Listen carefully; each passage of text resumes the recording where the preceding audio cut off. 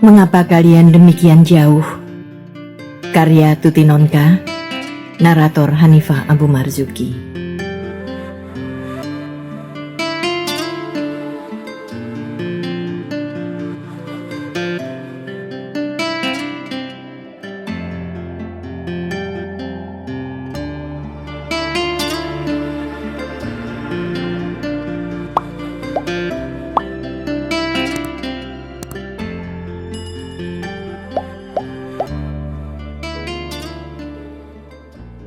Yosi mengangguk-anggukkan kepalanya. Dia pernah melihat film perang, pernah membaca akibat dari bom atom di Hiroshima dan Nagasaki, pernah mendengar segala sesuatu tentang perang, dan semua itu amat mengejutkan hatinya. Dia ngeri mendengar cerita tentang perang yang kejam dan ganas. Dia lebih suka mendengar cerita-cerita tentang mamanya, tentang orang-orang yang disayanginya. Karena itu dialihkannya perhatian papanya dari masalah perang. Lalu, bagaimana papa dan mama bisa menikah? Tanyanya. Papa tersenyum, mengusap kepala Yosi dengan penuh kasih sayang. Tugas belajar papa di sana hampir selesai. Berarti papa harus pulang ke Indonesia.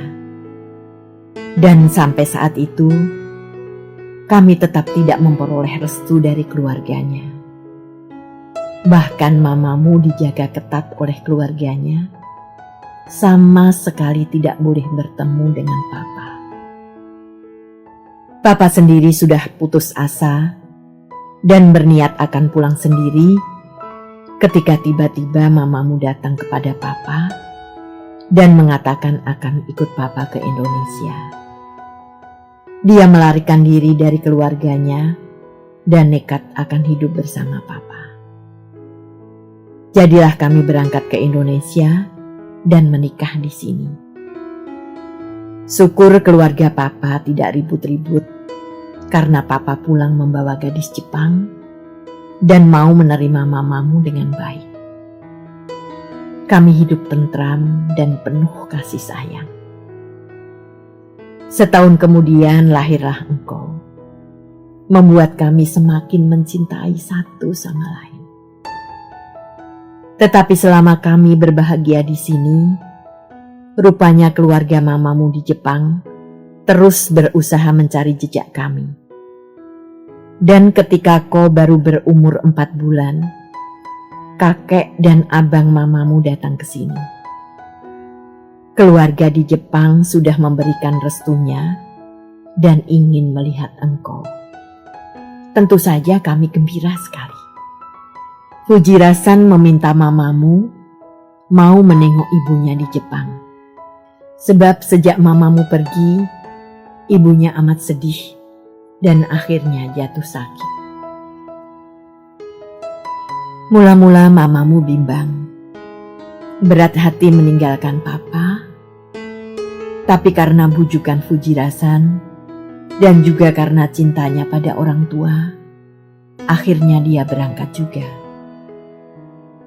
Fujirasan mengatakan sebulan kemudian akan mengantar mamamu kembali ke Indonesia. Tapi papa tidak yakin. Karena itu engkau kutahan di sini dengan alasan masih terlalu lemah untuk mengadakan perjalanan jauh. Pertimbangan papa, kalau toh mamamu tidak kembali, papa tidak akan kehilangan dia. Sebab papa masih punya penggantinya, yaitu engkau. Begitu pula mama tidak akan kehilangan papa. Sebab pada waktu itu, mamamu sedang hamil 2 bulan. Jadi, Yosi punya adik di sana. Papa Yosi mengangguk-angguk. Matanya tampak berkilat seperti kaca. Bening sekali. Adikmu perempuan juga, Yosi. Namanya Noriko. Dia tentu sudah besar sekarang. Sebab hanya berselisih 1 tahun denganmu. Mamamu benar-benar tidak kembali. Sebab restu yang pernah dikatakan oleh kakekmu, Fujirasan, ternyata hanya akal saja supaya mamamu mau dibawa pulang. Sebenarnya mamamu bisa saja pulang ke Indonesia sendirian. Tetapi cinta dan bakti kepada orang tua menghalangi langkahnya. Mama sudah cukup berbahagia, sempat menikmati hidup bersama papa, walau hanya beberapa saat. Dan yang lebih menghiburnya lagi adalah kehadiran adikmu dalam kandungannya yang dijadikannya sebagai pengganti papa dan engkau. Kita harus mensyukuri kebahagiaan yang pernah diberikan Tuhan kepada kita. Betapapun kebahagiaan itu hanya sebentar, dan kita belum puas menikmatinya. Begitu tulis mamamu dalam salah satu suratnya. Masih ada beberapa surat lagi yang dikirimnya pada papa, sebelum akhirnya mamamu, Yuriko, meninggal karena penyakit ginjal 3 tahun setelah meninggalkan papa dan engkau. Papa Yosi terdiam beberapa saat, tampak amat sedih ketika mengenang kembali peristiwa itu. Papa menyesal sekali tidak sempat melihat mamamu sekali lagi. Sebab Fujirasan baru memberitahu pada papa beberapa bulan kemudian. Barangkali setelah bosan menerima surat papa yang selalu datang untuk putrinya, yaitu mamamu. Papa Yosi kemudian membuka sebuah lemari di kamar tidurnya dan mengeluarkan satu setel kimono Jepang dari sutra berbunga-bunga yang amat indah. Di dalam lemari itu tersimpan juga sehelai tatami, permadani Jepang, bantal-bantal untuk alas duduk, sandal Jepang yang hanya boleh dipakai di dalam rumah, dan sebuah futon, kasur dari karet busa yang biasa digelar di lantai untuk tidur. Ini dikirim mamamu dari Jepang setahun setelah kami berpisah. Barangkali Yosi ingin memakainya suatu saat nanti kalau sudah besar. Begitu kata mamamu. Yosi menerima pakaian itu dengan mata berlinang-linang. Dengan bantuan papanya dikenakannya kimono itu. Pas betul di badannya. Tiba-tiba Yosi melihat bahwa bayangan yang terpantul dari cermin itu bukannya Yosi Wijoyonarko, tetapi seorang gadis Jepang yang amat cantik. Kecantikan dan kelembutan mamanya benar-benar tercetak kembali di dalam wajahnya. Ketika ditolehnya ke belakang, didapatinya papanya tengah menatapnya dengan mata berkaca-kaca. Atas usul Yosi pula, kursi-kursi di ruang tengah dipindahkan untuk diganti dengan tatami, bantal-bantal dan meja berkaki pendek. Gulungan futon diletakkan di kamarnya dan digelarnya di lantai bila cuaca terlalu panas untuk tidur di ranjang. Kemudian Denny datang membawa plitsi yang manis dan lucu, tapi sebatang kara di dunia. Ditinggal pergi ibu dan tidak kenal dengan bapaknya. Kasih sayang Yosi pada plitsi lebih dari kasih sayang seorang nona pada binatang piaraannya. Sebab Yosi merasa memiliki nasib yang sama. Jauh dari kasih sayang ibu, jauh dari canda guro saudara. Selain itu, Yosi amat menyayangi plitsi karena binatang itu adalah pemberian Denny. Denny yang amat baik dan menyenangkan. Tetapi beberapa waktu yang lalu, tiba-tiba saja Yosi mengetahui bahwa Denny masih punya teman intim yang lain selain dia. Gadis teman sekelasnya yang amat manis dan menarik. Bermalam-malam Yosi merenung dan menitikkan air mata di depan keranjang plitsi. Kucing itu tidak mengatakan apa-apa. Tapi agaknya dia tahu bahwa nonanya sedang bersedih. Ditatapnya Yosi dengan mata birunya yang lebar dan digosok-gosoknya tangan Yosi dengan pipinya. Yosi amat menyayangi Plitsi, tapi Plitsi selalu mengingatkannya pada Denny. Padahal dia sudah berjanji pada dirinya untuk melupakan pemuda yang selalu ceria dan jenaka itu. Karena itu, walaupun dengan amat berat hati, diputuskannya untuk memberikan Plitsi pada Rima, sahabatnya yang juga penyuka kucing. Tetapi Plitsi kembali padanya. Binatang yang malang itu tidak mau kehilangan kasih sayang sekali lagi. Dan Yosi terpaksa mengakui bahwa sebenarnya dia pun sedih sekali dan kesepian berpisah dengan Plitsi. Kasih sayang antara kau dan aku adalah urusan kita sendiri kan, Plitsi? Tidak ada hubungannya dengan Denny yang baik, tapi jahat. Kita akan selalu bersama, akan selalu saling mengasihi. Gumam Yosi sambil mengulurkan tangannya membelai kepala Plitsi.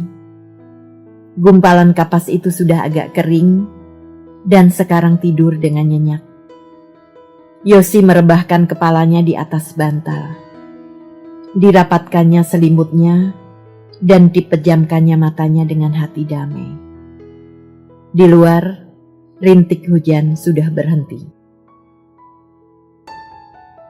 Dari celah-celah pintu kamarnya, Yosi mengintip ke meja makan. Dia baru saja selesai makan bersama papanya, dan hidangan belum diundurkan karena Sinah sedang sibuk di sumur.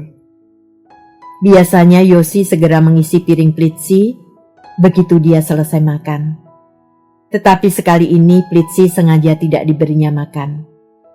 Dia ingin tahu, setelah kepepet rasa lapar, kucing itu mau mencuri apa tidak.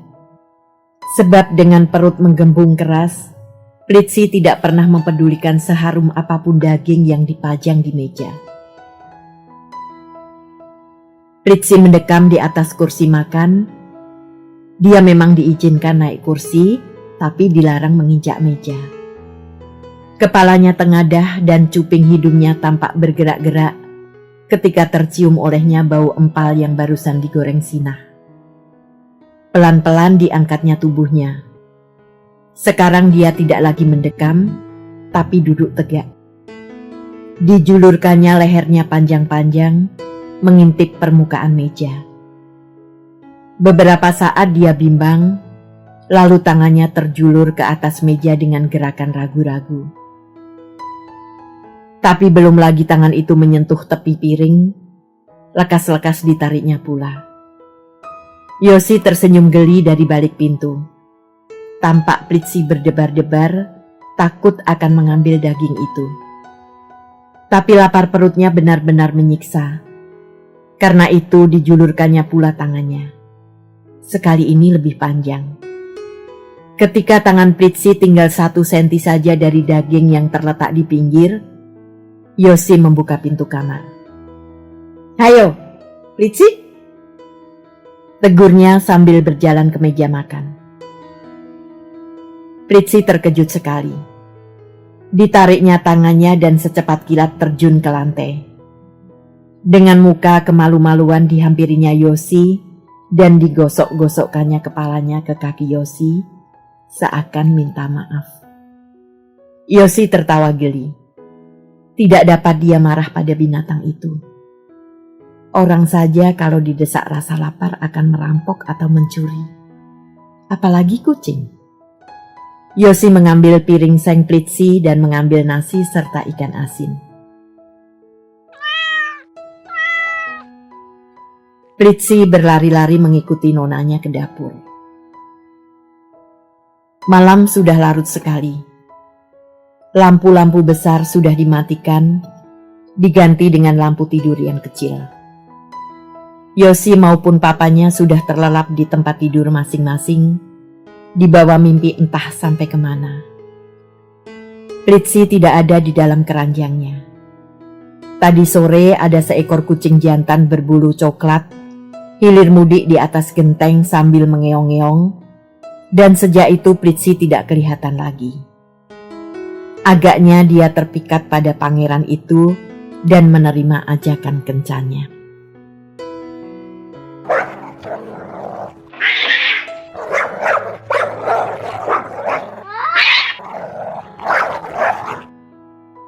Tiba-tiba malam yang hening itu dikoyakkan oleh salak beberapa anjing dan suara kucing yang berteriak-teriak nyaring.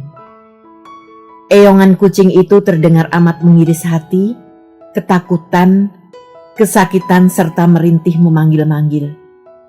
Yosi terbangun sekejap, tapi pelupuk matanya terlalu berat untuk dibuka. Tubuhnya lelah sekali setelah seharian tadi hiking bersama kawan-kawannya keluar kota. Sayup-sayup telinganya menangkap rintian kucing itu beberapa kali. Lalu kesadarannya lenyap lagi di bawah tidur. Esok paginya, Yosi sedang menggulung rambutnya ketika Sinah memanggil-manggilnya dengan gugup sambil beberapa kali menyebut Pritsi. Yosi lekas keluar dari kamarnya dan berlari ke halaman mengikuti Sinah. Sinah berhenti di bawah pohon pisang di sudut halaman. Mata Yosi terbeliak lebar melihat Pritsi meringkuk di situ, tak bergerak. "Pritsi! Pritsi!" jerit Yosi sambil mengangkat tubuh kucing putih itu. Pritsi tidak menyahut. Tubuhnya yang gemuk telah kaku dan dingin. Bulunya yang selembut kapas basah oleh embun yang turun semalam. Darah kering menggumpal di leher, punggung dan kakinya, bekas gigitan anjing yang mengeroyoknya semalam. Yosi memeluk Pritsi dalam lengannya dan menangis terisak-isak. Dia ingat jeritan kucing yang semalam sempat membangunkannya sekejap. Pritsi memanggilnya, minta tolong padanya, tapi dia tidak mendengar. Dia terlalu dalam dibenamkan lelah dan kantuknya. "Pritsi, Pritsi, maafkan aku," desis Yosi di antara isaknya. Yosi menoleh ketika merasakan bahunya dipeluk sepasang lengan kekar. Papanya berdiri di belakangnya, mengusap air matanya dengan lembut. "Kejam, Papa. Alangkah kejamnya. Mereka merenggut semuanya dari Yosi." "Masih ada Papa di sini, Yosi. Masih ada Papa." Suara papanya terasa sejuk dan damai menyusup ke dalam sudut-sudut hati Yosi. Tetapi air matanya masih saja mengalir untuk kasih sayang yang sekali lagi hilang dari tangannya. Yosi menatap gundukan tanah yang menyimpan tubuh Pritsi. Sudah seminggu Pritsi pergi dan gundukan itu ditengoknya setiap hari. "Di mana engkau sekarang, Pritsi? Dengan siapa kau di sana? Adakah kau temui kasih sayang di tempatmu sekarang? Di mana engkau sekarang? Engkau tidak di dalam tanah itu, bukan? Engkau jauh sekali, amat jauh." Sebuah kapal terbang melintas dengan tenang di atas mereka. Yosi menengadah, menatap kapal terbang itu menghilang di sebelah barat. Akhir tahun, papanya berjanji akan membawanya ke Jepang. Entah perasaan apa yang memenuhi dada Yosi ketika itu. Gembira, terharu dan rindu. Dia akan melihat tanah kelahiran mamanya, Jepang yang indah dengan sakuranya, teh hijaunya, serta wanita-wanitanya yang cantik dan penuh pengabdian. Apakah aku akan dapat melihat makam mamaku? Akan bertemukah dengan Noriko? Tahukah Noriko bahwa ayahnya adalah orang Indonesia? Bahwa dia punya seorang kakak yang merindukannya? Maukah kakeknya, Fujirasan, menceritakan semua itu pada Noriko? Sebab ibunya sudah meninggal ketika Noriko masih bayi. Kita sama sendiri, Noriko. Sama merindukan kasih sayang. Tapi kita amat jauh. Yoshi menunggu saat itu dengan penuh harapan. Alangkah lamanya akhir tahun.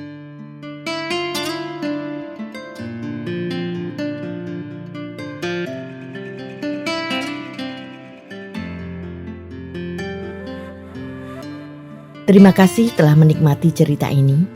Tuliskan saran atau komentar di bawah untuk memperbaiki channel ini. Jangan lupa tekan tombol subscribe, like, and share.